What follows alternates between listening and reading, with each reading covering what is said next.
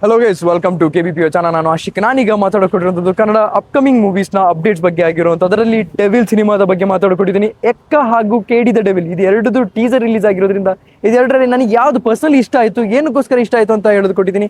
ಸ್ವಲ್ಪ ಡೀಪ್ ಆಗಿ ಅರ್ಥ ಮಾಡ್ಕೊಳ್ಳೋಣ ಅಂತಲೇ ಹೇಳ್ಬೋದು. ಹಾಗೇನೆ ಶಿವಣ್ಣ ಅವರ ಎಂಟೈರ್ ಲೈನಪ್ಪಲ್ಲಿ ನನಗೆ 3 ಸಿನಿಮಾಗಳಿಗೆ ವೇಟಿಂಗ್ ಅಲ್ಲಿದ್ದೀನಿ. ಅದು ಯಾವುದು ಅಂತ ನಾನು ತಿಳಿಸ್ತೀನಿ. ಸೊ ಗೈಸ್, ಅದನ್ನೇ ಮಾಡಿದೆ less of the video. Okay, ಈಗ ಮೊದಲನೇದಾಗಿ ಬರೋದಾದರೆ ಶಿವಣ್ಣ ಅವರ 3 ಸಿನಿಮಾಸ್ ನಾನು ಯಾವುದಕ್ಕೆ ವೇಟಿಂಗ್ ಅಲ್ಲಿದ್ದೀನಿ ಅಂತಲೇ ಫಸ್ಟ್ ತಿಳಿಸ್ಕೊಬಿಡ್ತೀನಿ.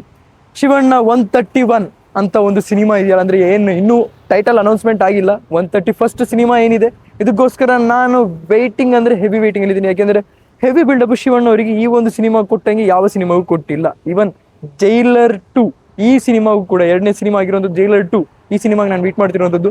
ಈ ಸಿನಿಮಾದಲ್ಲೂ ಕೂಡ ಅಷ್ಟೊಂದು ಬಿಲ್ಡಪ್ ಕೊಟ್ಟಿಲ್ಲ. ಅಷ್ಟೊಂದು ಬಿಲ್ಡಪ್ ಆ ಒಂದು 131 ಸಿನಿಮಾದಲ್ಲಿ ಕೊಡ್ತಿದ್ದಾರೆ. ನಾನು ವೇಟಿಂಗ್ ಅಲ್ಲಿದ್ದೀನಿ. ಯಾಕೆಂದರೆ ಶಿವಣ್ಣ ಅವರ ಮಾಸ್ ಲೆವೆಲ್ ಆಗಿರುತ್ತೆ ಅಂತಲೇ ಹೇಳ್ಬೋದು. ಶಿವಣ್ಣ ಅವರ ಮೂವಿಗೆ ನಾನು ವೇಟ್ ಮಾಡ್ತಿರೋದ್ರಲ್ಲಿ 45 ಸಿನಿಮಾನು ಕೂಡ ಒಂದಾಗಿರುವಂಥದ್ದು. ಮೇನ್ಲಿ ಗ್ರಾಫಿಕ್ಸ್, VFX ಅಂತ ಹೇಳ್ಬಿಟ್ಟು ಆನಿಮೇಟೆಡ್ ಟೈಪ್ನಲ್ಲಿ ಒಂದು ಸಿನಿಮಾನ ಕೊಟ್ಟಿರುವಂಥದ್ದು. ಆದರೆ ಅನಿಮೇಷನ್ ಅಲ್ಲ, ಆನಿಮೇಟೆಡ್ ಟೈಪ್ ಆಗಿರುವಂಥದ್ದು. Real life action sequence animated type ಇರುತ್ತೆ ಅಂತ ನಾನು ಇಲ್ಲಿ ಹೇಳೋಕೊಟ್ಟಿರುವಂಥದ್ದು.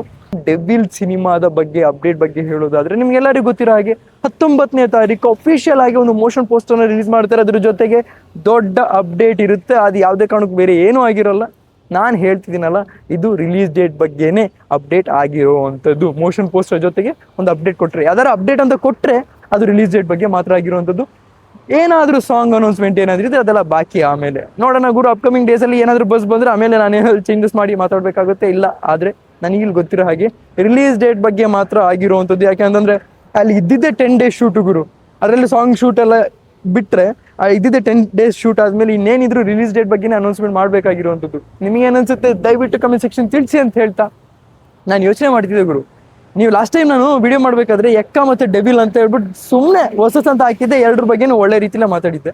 ಆದರೆ ತುಂಬ ಜನಕ್ಕೆ ಡಿವೋರ್ಸ್ ಫ್ಯಾನ್ಸಿಗೆ ತುಂಬಾ ಸಿಟ್ಟು ಬಂದುಬಿಟ್ಟಿತ್ತು. ಆದರೆ ನಾನು ಈಗ ಹೇಳ್ತಿದ್ದೀನಿ, ನಾನು ತುಂಬಾ ಖುಷಿಯಾಗಿದ್ದೀನಿ. ಯಾಕೆಂತಂದರೆ ಎಕ್ಕ ಸಿನಿಮಾ ಕಂಪೇರ್ ಮಾಡಿ ಒಳ್ಳೆ ಸಿನಿಮಾ ಆಗಿತ್ತು. ಎಕ್ಕ ಸಿನಿಮಾ ಕಂಪೇರ್ ಮಾಡಿಬಿಟ್ಟು ನಾನು ಸಿನಿಮಾ ಆ್ಯಕ್ಚುಲಿ ಕಂಪೇರೇ ಮಾಡ್ತಾಯಿಲ್ಲ. 2 ಸಿನಿಮಾ ಬಗ್ಗೆ ಅಪ್ಡೇಟ್ ಕೊಡಬೇಕಾದ್ರೆ ಸುಮ್ಮನೆ ತಮ್ಮನೇಲಿ ಹಾಕಿದ್ದೆ ಅಷ್ಟೇ ಬಿಟ್ಟರೆ.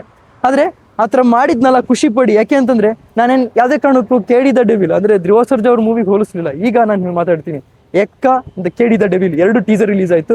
ಇದರಲ್ಲಿ ನನಗೆ ಇಷ್ಟಪಟ್ಟಿರುವಂಥ ಸಿನಿಮಾ ಅಂತಂದರೆ ಅಪ್ಕಮಿಂಗ್ ನಾನು ವೆಯ್ಟ್ ಮಾಡ್ತಿರುವಂಥದ್ದು, ನಾನು ನೋಡಲೇಬೇಕು ಅಂತ ಎಕ್ಸ್ಪೆಕ್ಟ್ ಮಾಡ್ತಿರುವಂಥದ್ದು 2 ಕನ್ನಡ ಸಿನಿಮಾದಲ್ಲಿ ಎಕ್ಕ ಸಿನಿಮಾ ಆಗಿರುವಂಥದ್ದು. ನಾನು ಫಸ್ಟ್ ಥಿಯೇಟ್ರಲ್ಲಿ ನೋಡಿರುವಂಥ ಸಿನಿಮಾ ಕನ್ನಡ ಸಿನಿಮಾ ಅಂತಂದರೆ ಅದು ಜಾಕಿ ಆಗಿತ್ತು. ಸೊ ನೀವು ಜಸ್ಟ್ ಎಕ್ಸ್ಪೆಕ್ಟ್ ಮಾಡಿ ನಾನು ಎಕ್ಕ ಸಿನಿಮಾಗೆ ಯಾವ ರೀತಿ ಎಕ್ಸೈಟ್ಮೆಂಟ್ ಇರ್ಬೋದು.